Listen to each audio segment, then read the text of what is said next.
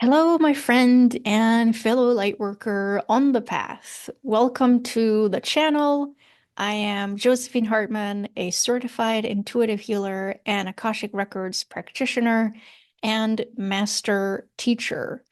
So I have 21 years of experience, personal experience with the records, plus 10 years of professional experience delivering transformative healing work to my clients and students through the records as well. As always, my intention and highest aim is to provide you with a no nonsense, no fluff, grounded and ethical approach to the Akashic Records and to spirituality. So if that's what you have been looking for, then you are absolutely in the right place. Whether you are listening to this as an audio episode on my podcast or watching it as a video on YouTube, I am so thrilled and delighted that you have tuned in. And please make sure to subscribe, leave a like or a comment or a rating so we can bring the records to as many people as possible, and your support in doing that is extremely, extremely appreciated. I am so thankful from my heart to yours. So, in this video and this episode, I will be answering some really, really common questions that I get from students and from my email community about the Akashic Records and how the Akashic Records work. So, I'm going to pull up the questions and we're going to dive right in.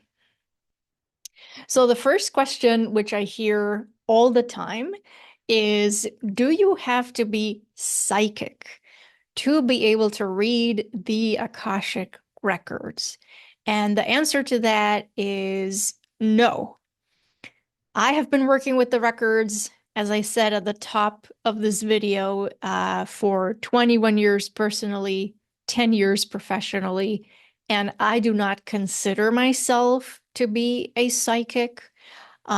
So you do not need to have psychic gifts. You don't need to be psychic. You don't really need to have any exclusive or particular gifts to be able to access the Akashic Records.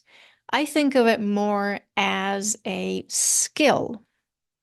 So learning how to master the Akashic Records, learning how to read the Akashic Records with a high level of accuracy and ethics and effectiveness and power. That's really a skill. And it's a skill that all of us can develop if we are willing to put in the work and be patient with ourselves and be consistent and just continue showing up to the practice of learning how to master that skill. So, no, you don't have to be psychic. Another question that I often get is what is the difference, if any, between being in the Akashic Records and meditation? So, what's the difference? And I'm going to give you a really nuanced answer because, of course, there are some overlaps or some points of overlap between being in the records, reading the records, spending time in the records, and meditating. So both activities require us to be in a certain mindset. Both meditation and working with the records require us to be receptive and curious and to stay open to whatever is going to show up in the moment and whatever is going to unfold in the moment. Both, again, are skills that can be developed, right? So often with meditation, learning how to meditate, there's a learning curve there. And if we haven't practiced how to be still or how to just follow our breath, We might get really distracted. We might get restless. It might feel like we have a lot of resistance. And so certainly that's a practice and a skill and something that we need to put time into and persistence. Same thing with the records. Now, one of the points of difference, perhaps, is that sometimes when we're meditating, or a lot of times when we're meditating, we're likely meditating with the intention of, as I was saying, learning how to quiet the mind, learning how to follow our breath and to breathe more intentionally, learning how to not be so distracted and pulled by all of the things in the external environment.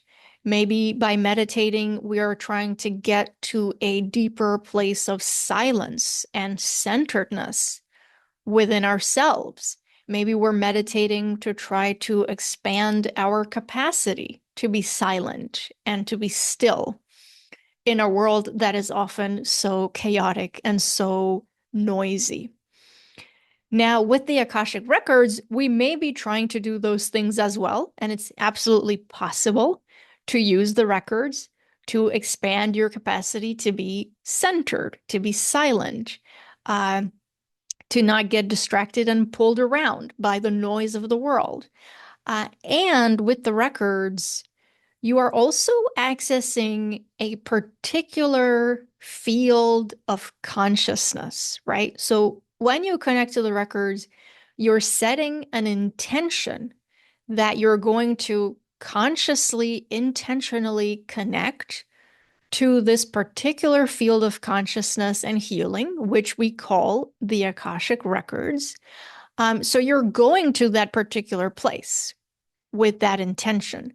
Whereas when you're meditating, you could be going all kinds of different places, right? Maybe you're just staying within yourself and you're tuning into your own intuition and inner guidance. Maybe in a meditation, you are doing some astral travel. Maybe you are setting the intention to explore some other dimension or place or time. And so you're not going specifically to the Akashic records, the Akashic field. So that's one of the differences, is that when you open the records, you are tapping into a particular kind of energy and a particular field of consciousness that can help you in some really specific ways as well. Uh, so that's one of the differences, at least. Now, let's keep moving through the questions. So, do you need energetic protection before opening the Akashic records or while you're in the records? And so, to that, I say, well, it's not that you need energetic protection, it's a really good and responsible thing to do, to just surround yourself in a circle of white light, to call forth or invoke that protection, just because this is a sacred thing that you're doing and you're going into a sacred space. This is why in my portal prayer to open the Akashic Records, which is part of my free Akashic Records mini course. And if you haven't signed up for that yet and would like to get access, you can do that through the link in the video description or the show notes. So in my portal prayer, we do call for that protection. That's the first thing that we do, just so we are being responsible and we are feeling like we are held in this white light um, before we go and do any work in the records. And I'm also going to add to that that because the records exist at a higher level of consciousness, a higher frequency, a cleaner frequency than the energetic frequency of the human plane, where we are spending most of our time, that means that the second that you open the records, the second that you enter the records, if there is anything, any lower frequency energy or vibration, so something like fear or any lower frequency pattern or belief or what we might call entity. So if there's anything of a lower frequency that is maybe stuck to you or hanging around anywhere, that immediately gets flicked off when you enter the field of the Akashic Records. And I think of that really as kind of a universal law that there is nothing of a lower frequency that can coexist with us in this higher dimension. So if there's anything hanging around, if there's anything attached to you on any level that doesn't serve you, that's not yours, it's just going to get immediately flicked off. It's not going to be able to enter into the records with you. So you're going to be safeguarded from that, which is also why opening the records is one of the things you can do as a spiritual practice to clear yourself and to clear your energy field on a regular basis. All right, next question. Do you need to keep your eyes closed to read the Akashic Records? No, you don't. Sometimes it can be helpful in the beginning when you're first learning how to open the records, how to read the records, how to receive information while you're in there, because we have so many of those external distractions going on. Sometimes it can help to close your eyes and go within, and to have a more immersive experience in the records. But once you are somewhat practiced with that, then you can decide what works best for you, what feels most powerful to you, and you can absolutely open the records and keep your eyes open. Or you can open the records and then go for a walk, or go out into the ocean, or whatever. Go walk around the neighborhood with the records open, which means you're going to have your eyes open. So I don't ever want you to feel restricted, like that there's only one way to do this, because in reality, there are so many possibilities for how you can connect to the records based on what really serves you. I've had some students where it's just too challenging to sit still and close their eyes and just try to receive something from the records. Maybe they just put too much pressure on themselves or too much pressure on the process. And it feels like they're trying to make something happen and it's just not moving for them. So in those cases, I would recommend don't force yourself to sit there trying to make something happen. Open the records and then go for a long walk and just kind of forget about it and just let it flow and see if anything comes to you on the walk. But don't put so much pressure or restriction on it, if possible. All right. Should you open the Akashic Records at a certain time of the day? And should this always be the same every day? Is another question I often get.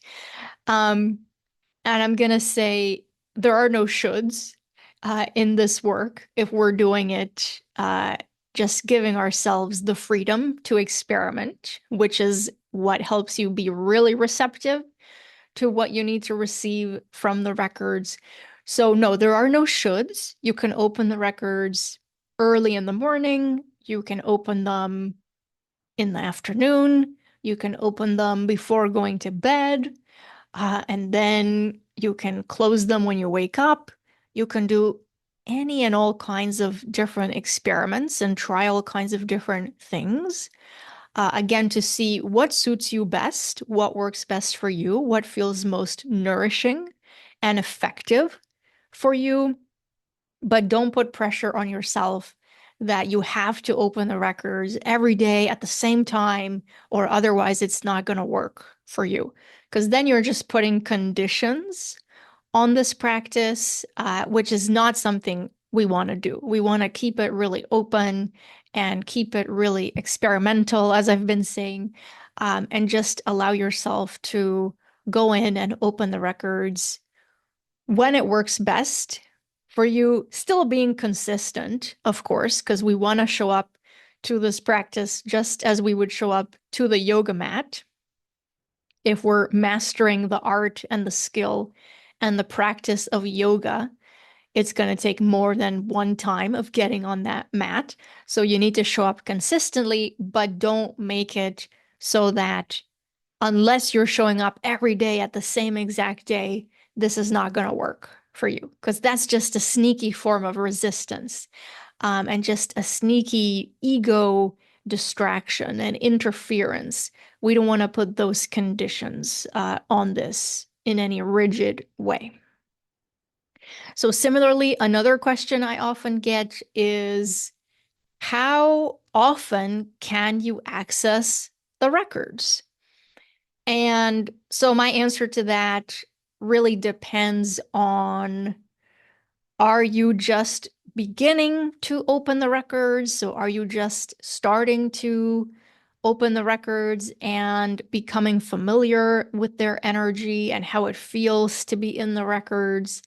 So for beginners who are just starting out, there's often going to be a little bit of a process and a time period of your physical body, your energy body, your nervous system, even your mind kind of adapting to the higher frequency, the higher energy of the records.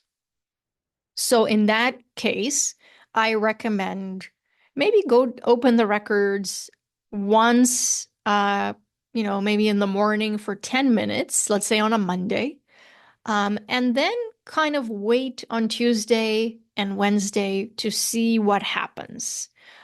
See how you feel, see if you are integrating any of that energy or anything that you received from the records. So give yourself a little bit of time to process and then maybe go back into the records on that Thursday or that Friday if it feels if it feels okay. So just give yourself a little bit more time to integrate and process in between your openings of the records. Once you have a lot of experience with that, or even, intermediate level, we could say, and your body feels really comfortable being in the records, and you feel like you are integrating the light and the energy really well, and you're feeling grounded, then you can increase the amount of time that you spend there and how often you're accessing the records. But just really listen to your body, listen to your intuition on that, and go from there. And the last question I'm going to be covering today is what happens if I forget to close the records after spending time there or after doing a reading for myself? So basically, nothing bad. Nothing bad is going to happen. So for myself in my own life, I've had the records open pretty much without closing them at all for the last year or so. It was pretty much about a year ago when I was in the records and the record said to me, you don't need to close us anymore, right? You can just stay here. We can just stay open. Um, because ideally, we do want to be working towards this state of being where we can be connected to the records just 24/7 and where we have the records as an integrated part, an organic part of our daily lives and our daily human experiences. So we are totally grounded in reality. And at the same time, we have full access to the records at all times, which means we have access to higher wisdom and clarity and compassion for ourselves and others, and unconditional love, and inspiration, divine inspiration. It's really our natural state to be connected to that at all times without interruption. So nothing bad happens if you forget to close the records. As I mentioned, before. Sometimes if you are a beginner, you're going to want to close the records very intentionally so you can give yourself that time to process and integrate in between openings. You may eventually get to a place where you just don't feel like closing them again, and you're just going to leave them open, and they're just going to be part of your daily life experience. Now, it's a different story, of course, if we are reading for other people, which is a skill that I teach my students how to do as well.